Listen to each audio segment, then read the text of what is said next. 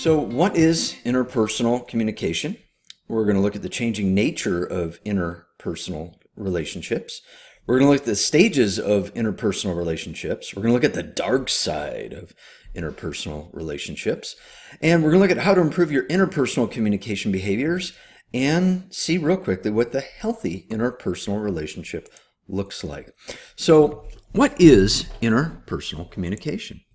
Well, that's an association between at least two people who are interdependent, who use consistent patterns of interaction, and who have been together for an extended period of time. So let's break that down.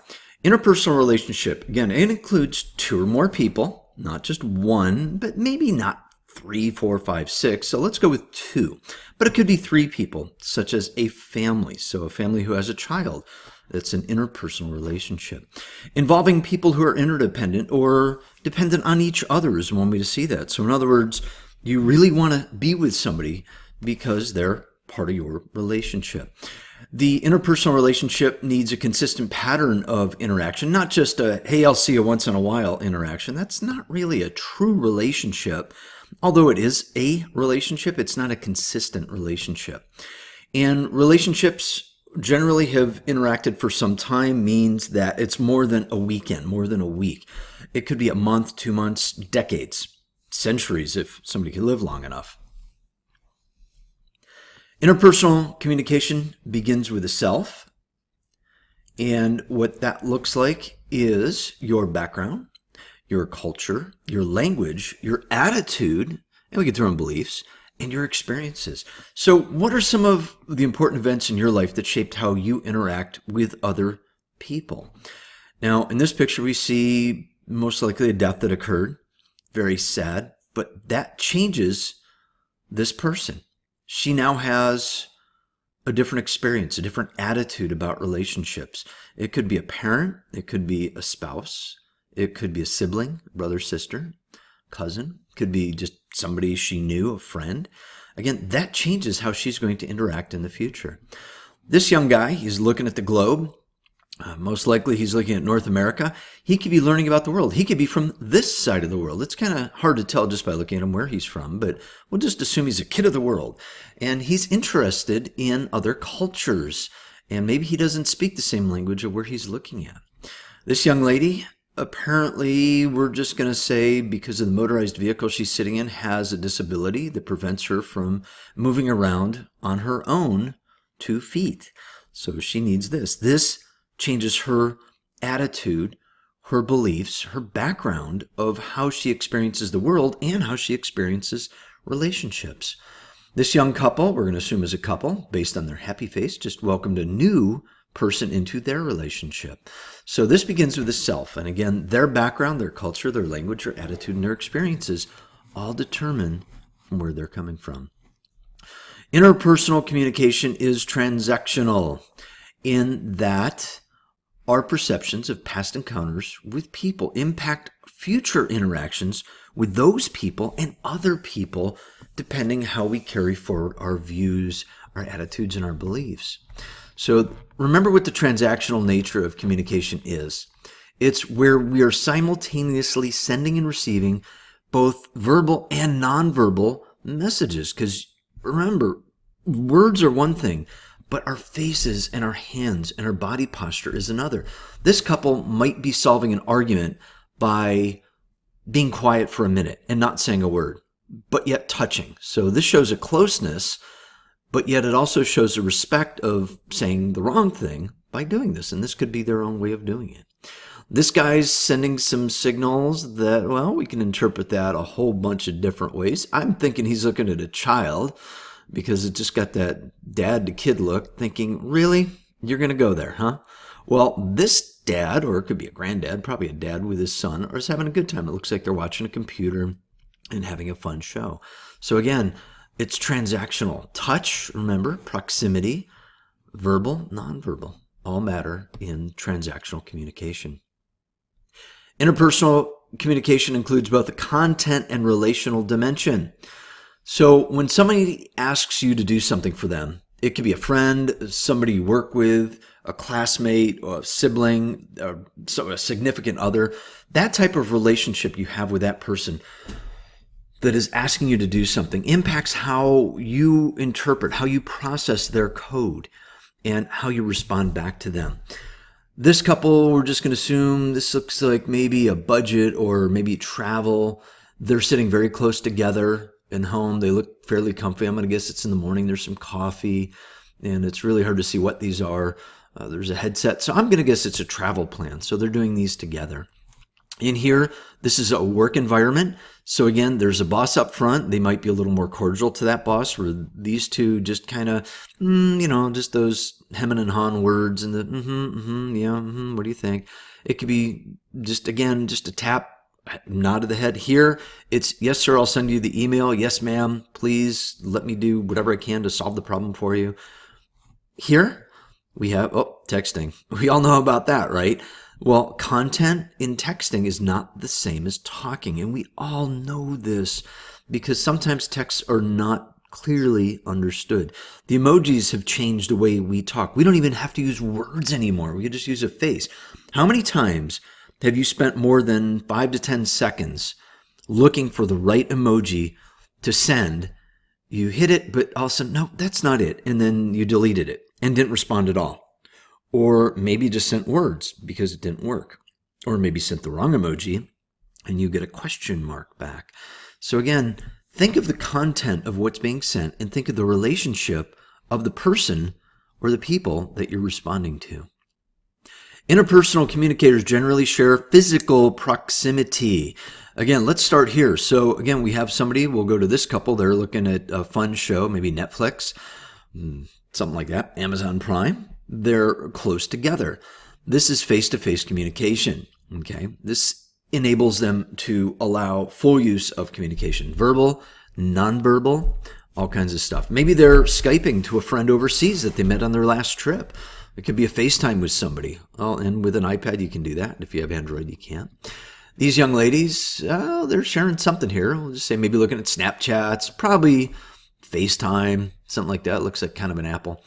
Even though it's 2014, it's probably, I forget when FaceTime was, but either way, they're probably talking to maybe an old friend at another college. So again, this again is proximity that they're here. And because of that cell phone, that brings somebody from distance right up into our faces. Just like here, these young gals, my favorite joke is they're calling their husbands or boyfriends and saying, hey, can you please put a little more money on the charge card? I really found a good sale today and I want to bring you something cool home. That's my joke. She's getting yes, she's getting oh, really? We're out of money? Look, so again, it depends on how you're coding and decoding. Again, I've seen this a lot longer than you have. So we've had some fun answers in the face-to-face classes on that. But remember, physical proximity determines what type of communication can be used versus what actually is used. Interpersonal communication is irreversible and unrepeatable. This couple right here says a lot. Every time I see this picture, I cringe because this poor guy, he did something that I don't even think he understands what he did, but she sure took it the wrong way. Forgot their anniversary. That's what we've been saying in the face-to-face classes. Anyhow, once she yells at him, she can't take that back. You can't catch the words that come out of your mouth and go, oh, it's done. It's already said. You could say, oh, I didn't mean it that way. Well, you can't take that back. So before you spew forth something that upsets somebody, think about how it's going to impact them. And then what's going to happen after that? Again, he's shouting on a flip phone. That way we know this is 2014 and earlier. He's shouting, he can't take that back. There's no way. Here, he's trying to make up to her, is what we've assumed over the years in this class. And it's probably not going to work because he's done it many, many times. The look on her face and the look on his face, he did something wrong. And she's like, yeah, I know I'm trying to be here, but it's just not working. Again, you got to think about these things. Watch people around you. Watch the nonverbal. Listen to the verbal and see if you can interpret, is it something that's irreversible and unrepeatable, or is it just the way that relationship is? The changing nature of interpersonal relationships as we grow as a species of human beings, We are going to have new technologies, new social ideas, new methodologies, conservatives, liberals, whatever you want. Things are going to change. So we all know about social media. Everybody in this class, including myself, knows about social media to the extent of we probably couldn't survive very well without it. We may like it, we may dislike it, we may hate it. It just doesn't matter. It's part of our lives because of the tech that's out there in the world. And until they get rid of cell phones and computers and technology, we will always have social media from this point forward. So in social media, you may have friends on Facebook that you've never met, that you befriended them because you shared 100 other mutual friends or 5 other mutual friends. In my world of martial arts, I've got 1,000 friends on Facebook who I've never met, and they're not even from this side of the globe. They're from everywhere. Some of them, when they write, it's in languages I can guess it's either Chinese, Thai, India, it's everything. But again, do I maintain those relationships? Yeah, because they're not befriended in FaceTime. But how about those friends in FaceTime that you actually know, say from the past, from grade school, middle school, high school, college, past jobs, past relationships? We can keep those relationships going, but it's less rewarding and they can definitely be shallower in content. In other words, somebody says, hey, happy birthday, and they send you the floaty balloon. That's what I like to send people. All right, well, that's one day. They say thank you, and that's it. Don't hear from them for a year. Don't follow them, because I don't spend that much time following people. I just kind of see, oh, it's their birthday. I should say happy birthday if I know them. If I don't know them, usually they don't get a card. So it's a shallower thing, and some people thrive on Facebook, FaceTime, and all these different things. So question yourself, how are you using social media? Is it helping, hurting, or stagnating a relationship? Fwbr, you might not have ever heard of this because it's only in this book. This is friends with benefits relationships. This includes 2 good friends who share sex but have no long-term emotional commitment. Very shallow relationship, right? FWRs have rules, just as more traditional sexual romantic relationships do. But again, there's no emotional commitment to it. College students are notorious for this category because for a semester, for a year, for 4 years, and that's it. I have a niece in high school. She had a boyfriend. They were extremely committed. Then all of a sudden they went to 2 different colleges, 8 hours apart. That was it. They were done. Now, I'm not going to say they were in here because they were underage, so we'll just go with they were friends with benefits of emotional commitment, but then it ended because of distance. And that can happen pretty quick. The prevalence of gay and lesbian relationships has changed over the years, and it always will change. As long as societies are open versus closed, they will. According to the author, which can't relation to hips, we caught that. I just caught that now, so I'll make that quick change. The 99.3% of all counties across the U.S. had gay and lesbian families living in them. Now again, this is from 2014 by the publisher, which means it was probably 2013 or earlier studies. So again, these numbers change constantly. In the 2000 census, it reported that just over 600,000 gay and lesbian families exist in the U.S. alone. Pretty sure that number's changed. There's another census coming up, I believe, in 2020. The U.S. Supreme Court's working on some court cases. Once that's done, I think this next week, actually, this is before, so 4th of July week, actually it would have been done by the time you hear this. I'm recording this the end of June. So these are going to change the census numbers drastically. And of course, it'll be big news because it's a pretty big population that's changing everywhere. There's that relation of hips again. I'll just leave it. The rate of marriage decreased from 2000 to 2011, according to a study that we don't see. Again, be careful. Those studies, who did this? Was this the U.S. Census or another survey? Most of the single-parent families are single-mother families. And the only family type that has increased over the past 4 decades was the single-parent family. So this leads to a decrease in heterosexual unions. And part of that could be many different reasons. I'll let you figure those out as you go through life.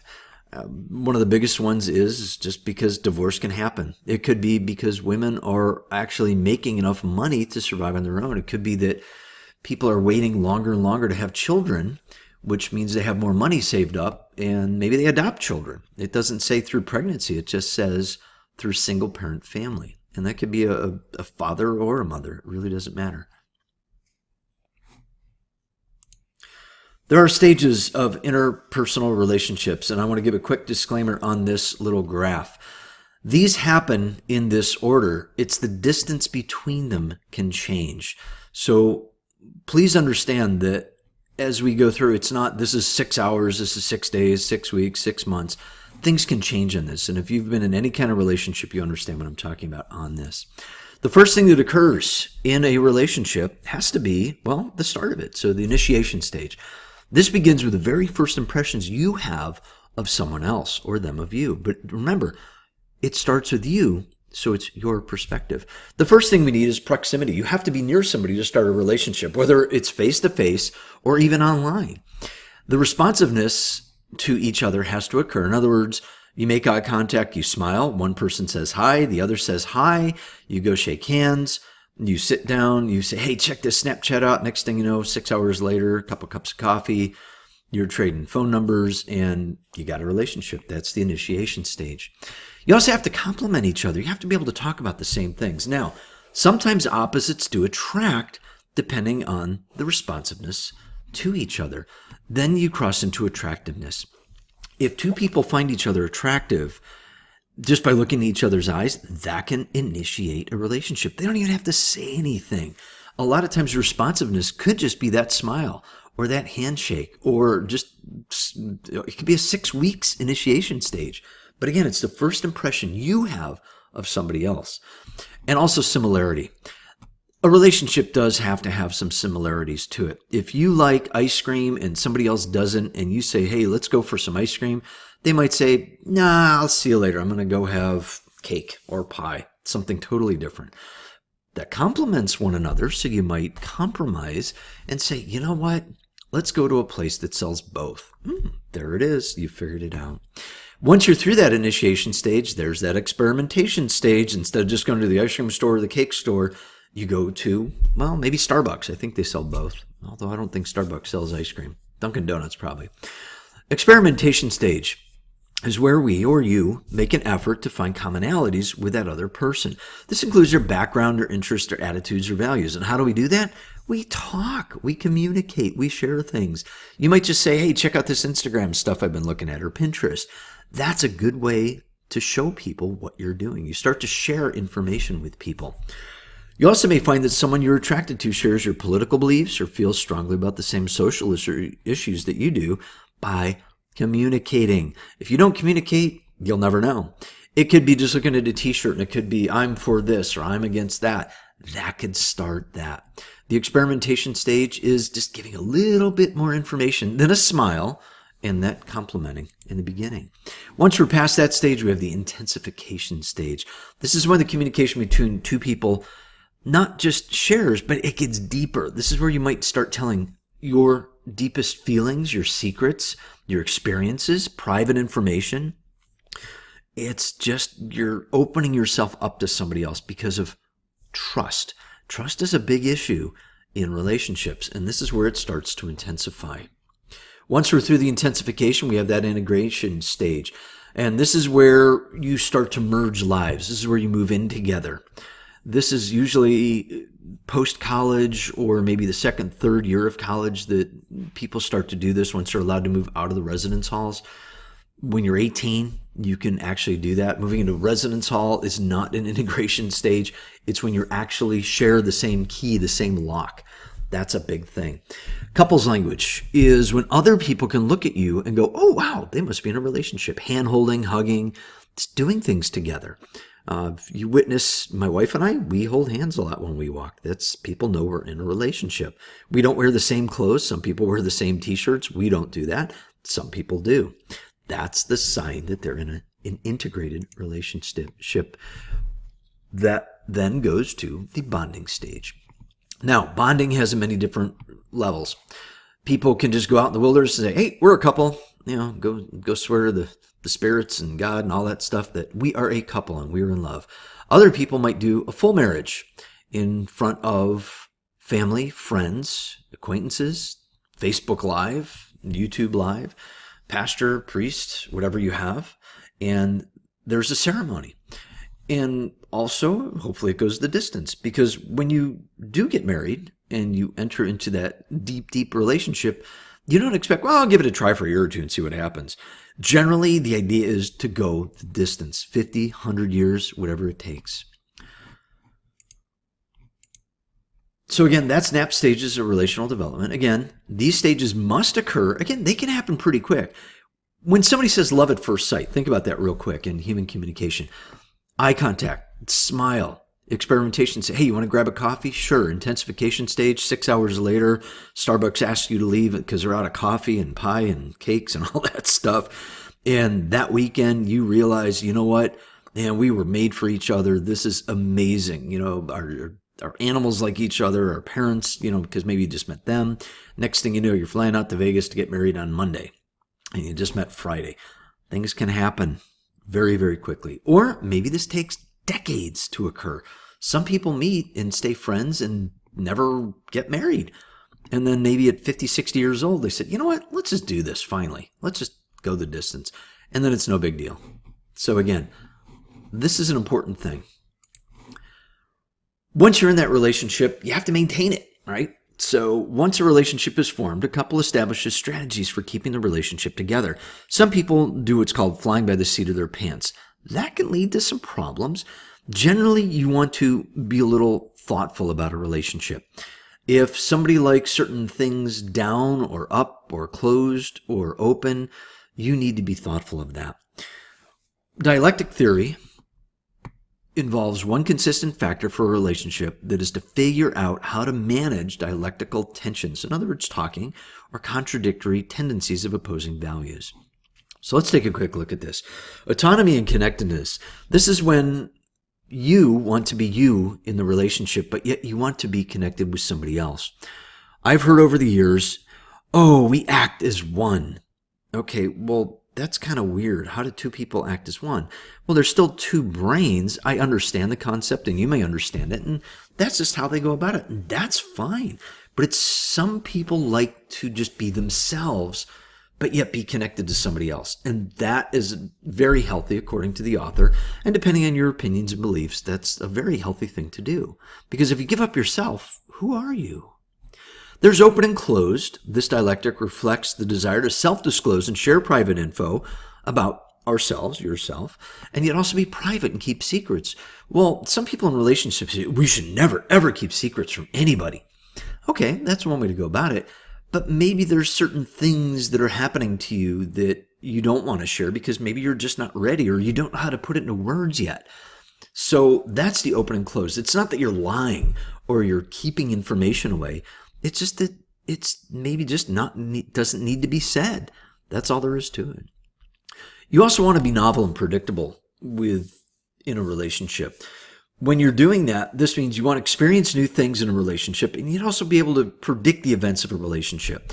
So let's say you go to the movies every week, and then all of a sudden it gets tiring because it just gets really expensive to go to the movies. And then all of a sudden you say, you know what, let's go bowling this week. Wow, that's great. Well, then maybe the next week or 6 weeks later, you don't want to bowl anymore because your thumb hurts, you have a blister, or maybe it's too crowded, and you just want to go for a walk in the park with the dogs.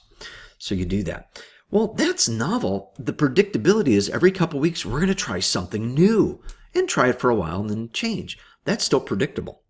Or maybe just cooking or cleaning or doing something different that you normally don't do that the other person does.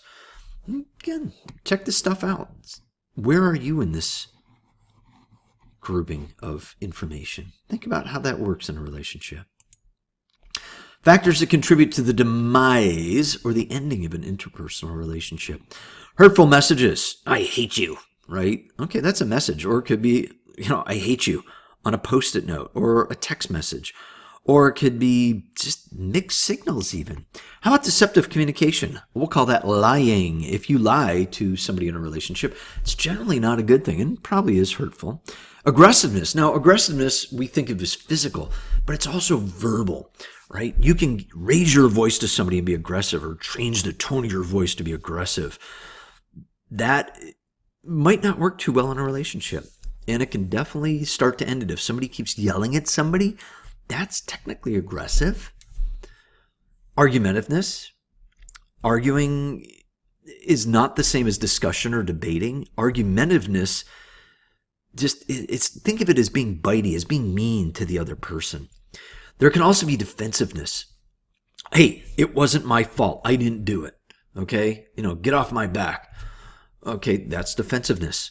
These things can definitely contribute to the demise of a relationship. Now, here's the deal. If it's just one thing, is it a big deal? Well, it depends on how bad it is. If it's all of these, there are people that you can go to talk to, that we'll see a number here coming up, that you should probably talk to. Okay? Don't bury your head in the sand and don't be in denial. If you hear any of these things in a relationship, you need to pay attention to what's going on. But start with yourself first, not the other person. Because remember, you can change you. You can't change someone else as easy. Behaviors that either encourage or discourage defensiveness. Evaluation versus description. This involves making a judgment about another person or their behavior instead of simply just saying what you're seeing. See, oh, I see that your clothes are on the floor in the closet. Versus, you're really a sloppy person because you can't put your clothes in the laundry bin.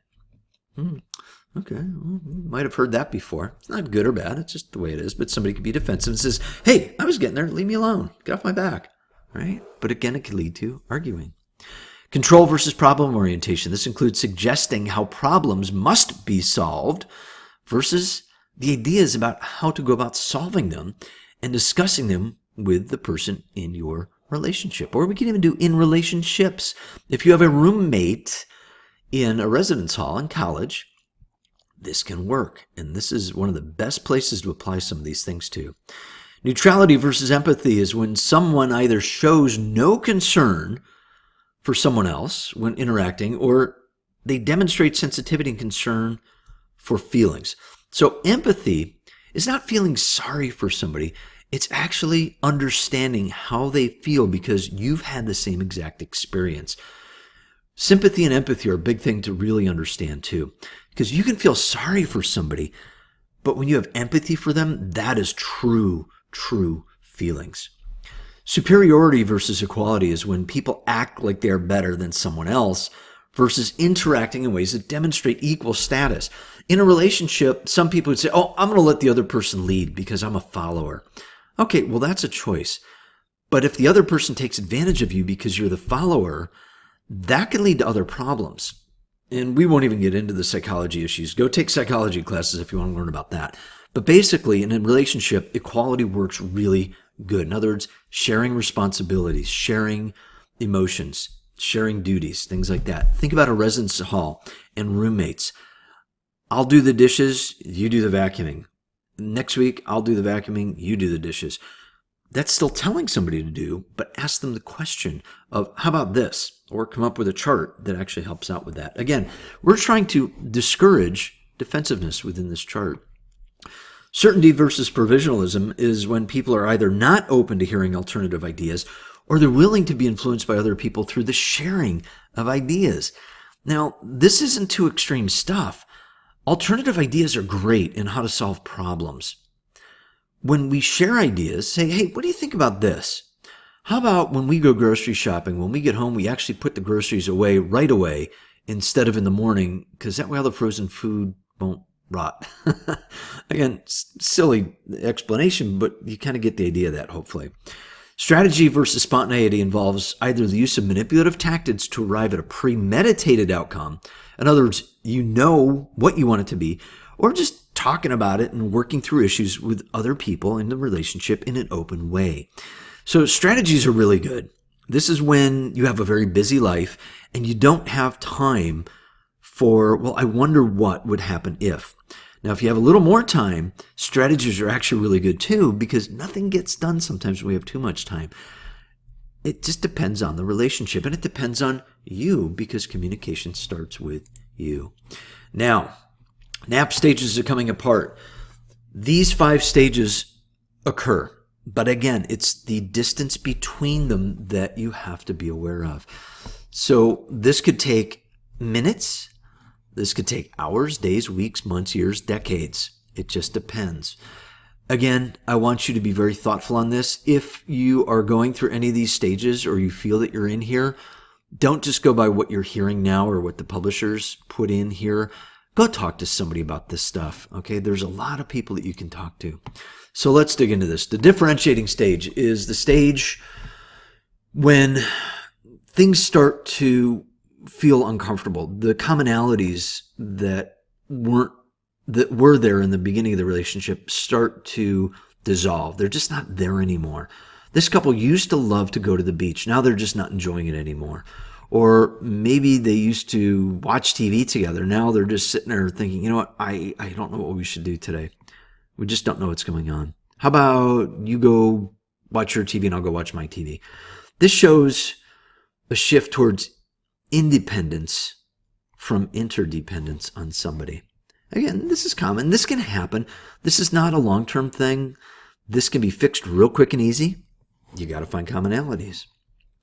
If you get to the next stage of circumscribing stage, this is when two people focus on setting limits and boundaries on communication, okay? So the couple no longer shares intimate and private communication. In other words, instead of asking, so how was your day today? They just come home and say, where's my dinner? Or, turn on the TV. I'm ready to watch my show. Where did that intimacy go? That concern, that empathy for somebody else. Interactions can become shallower, and the range of topics declines increasingly less and less and less. So think about a semester as it goes on. In the beginning of a semester, you're really excited about it, and then all of a sudden, your friends, you're just not talking anymore about the excitement of it. And it's just kind of, yeah, whatever. We got a test next week. Cool. Okay. Versus, oh my gosh, I wonder what we're going to learn, and what kind of tests and what kind of papers. Circumscribing stage, it's starting to not fall apart, but it's a symptom that it's going to fall apart if you don't fix it. If you don't fix it at the circumscribing stage, you will stagnate. Stagnation is when the relationship is sluggish and there's no more growth or progression occurs. Now, if you're not married, then you can't appreciate being with somebody for decades. When you've been with somebody for a very, very long time, it's because there is no stagnation. Now, you could say, well, how do you keep growing over decades? Well, I can attest to this. You do. Okay, you just find ways to do it. Even in a 6-month relationship can get stagnant real quick, depending on what the relationship was founded on. In this picture, we can see they probably used to watch DirecTV, or Dish. This is the remote that I'm looking at. And they're just dished out. They've watched everything and they're just bored. I mean, it's just, they're sitting there because they're so used to sitting there for 2 years in a row. Now there's nothing. Or how about this couple? They're in bed. He brings work to bed. The lights are still on. Nothing's happening. Well, that's stagnation. That means it's the same old, right? If that stage occurs and continues and does not cease, the avoidance stage will occur next. This is when these people here were still together a little bit, even though they were dull and boring, now start to go out with other friends. And they show the same-sex people here. It's just going out with other people, not cheating, but just avoiding each other. Okay, priority on that. When people start avoiding each other, sometimes distance can increase fondness. They're not talking about that here, but again, if the avoidance stage keeps occurring, the next thing that's going to happen is, termination stage. All right, this is when it's over. It's done. Some people know this way back here in stagnation, and this happens to this, and it's over. Now, again, these stages do occur. They can happen really, really fast. One argument can lead to this literally overnight. Now, again, the distance between these changes. So, again, if you're having problems in a relationship and any of these signs pop up, please go talk to somebody and ask them, why is this happening? What can I do about it? If you want to save a relationship, remember, start with yourself. The dark side of interpersonal relationships. This is something really important to know. Think of abuse. If it's abusive, it's negative, okay? Qualities of a negative relationship include obsession, never letting somebody out of your sight, jealousy. Oh, I saw you looking at that person. Blah, blah, blah, blah, blah. Jumping on them. You looked at them. Why? Misunderstanding. and not talking about it. Talking about somebody in your relationship, gossiping, it's usually not a good thing. Stalking and following them, or even cyber stalking, in other words, hacking into their phone.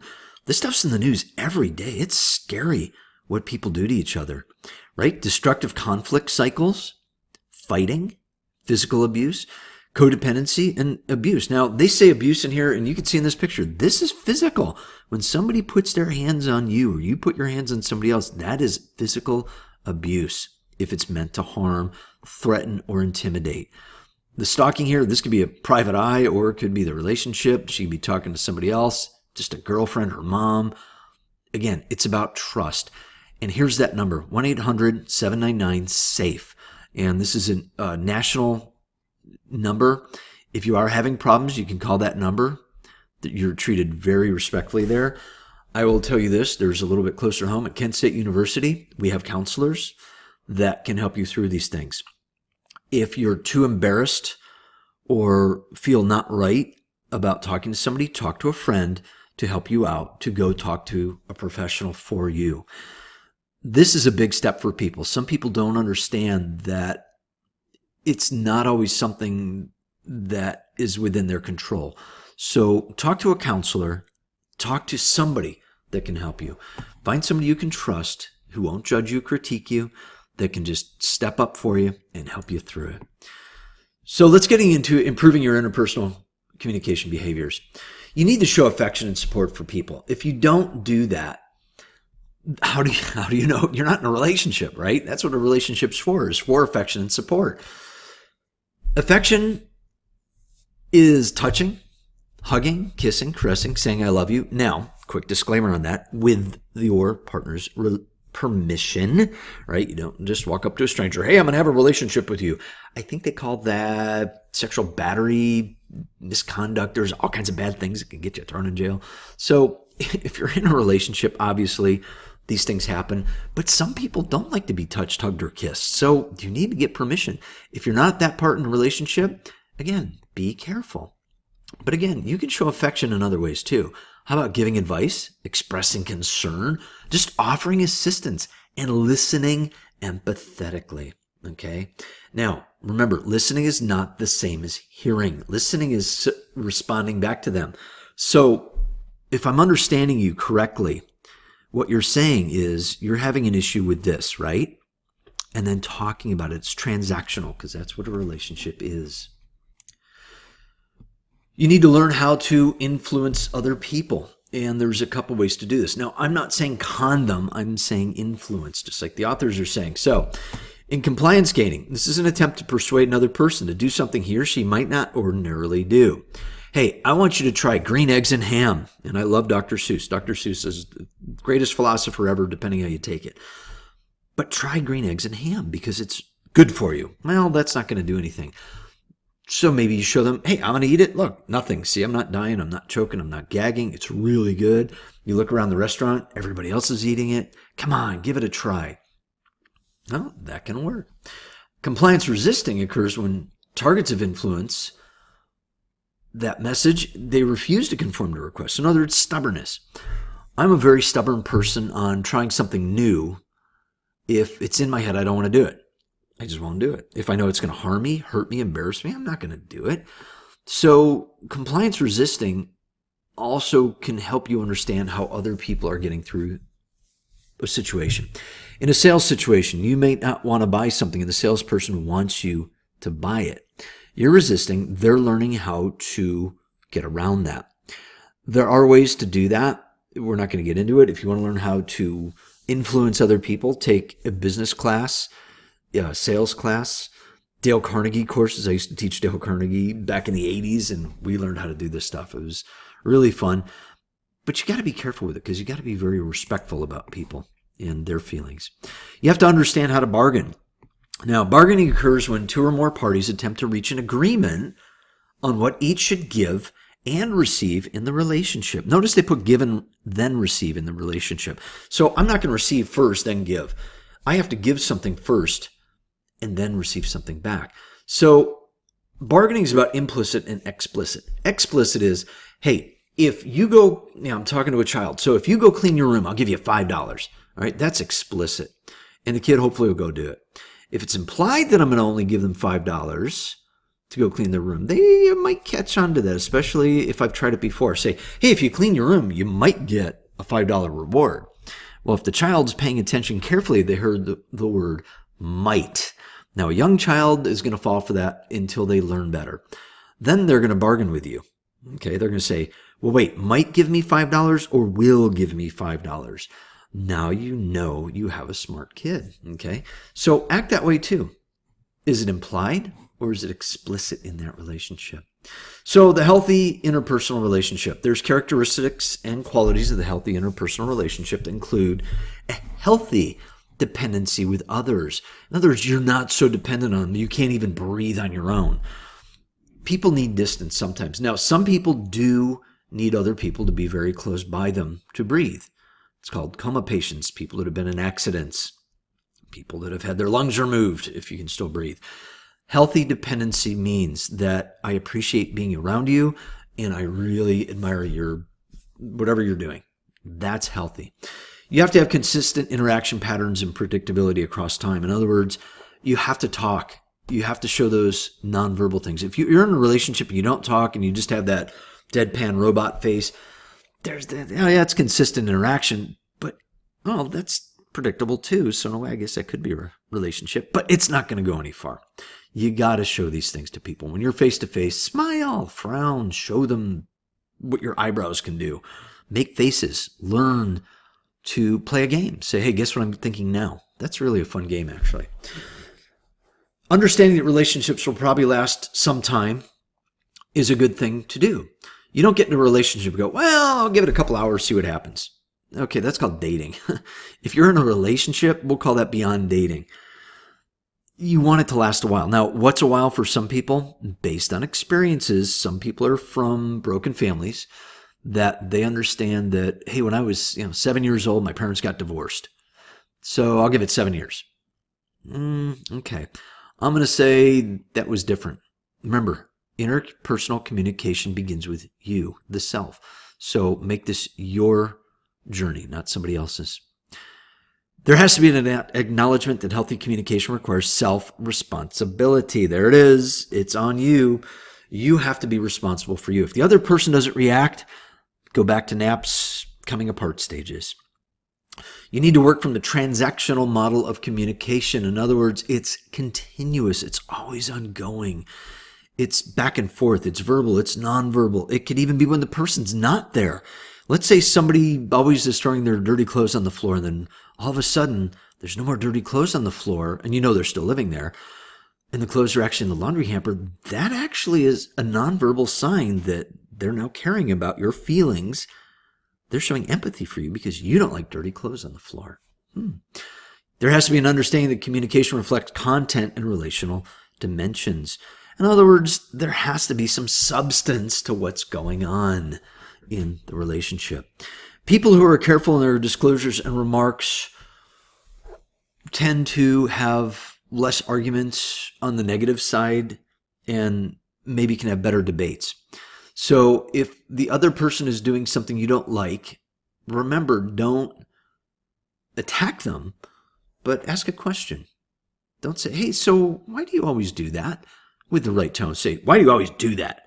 Well, the sarcasm and the tone changes. So again, think of how you're talking to people about that.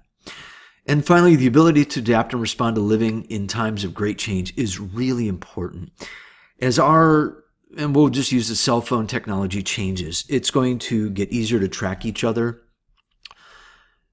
Think about the last time you turned on your phone. What ads are popping up? What emails are you getting that you never asked for?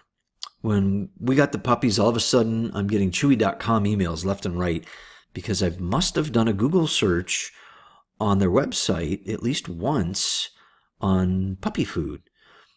So now all of a sudden my phone's blown up with Chewy.com emails constantly. Interesting, because they're tracking our behaviors. I don't mind it. It gets annoying. If you don't like it, unsubscribe. It's pretty simple. Be careful of spamming and phishing, of course, on those things. But other than that, pay attention to what you're doing in your relationship. Again, are you just blurting things out? Or are you actually thinking about what you're saying? Again, how do you talk to people? It really does matter. All right, that's it for Chapter 5 in Interpersonal Communication. There's a lifelong learning curve in this. Please don't rush to judgment of where your relationship is. Go talk to other people first. You don't have to pay money. There's free sources on this. Go talk to friends, but don't allow them to tell you exactly what's going on. Just listen to it, think about it. In other words, chew on it. And then still, if you think it's savable, go talk to other people that can really, really dig into this stuff, that have been around a few decades, not just a couple years.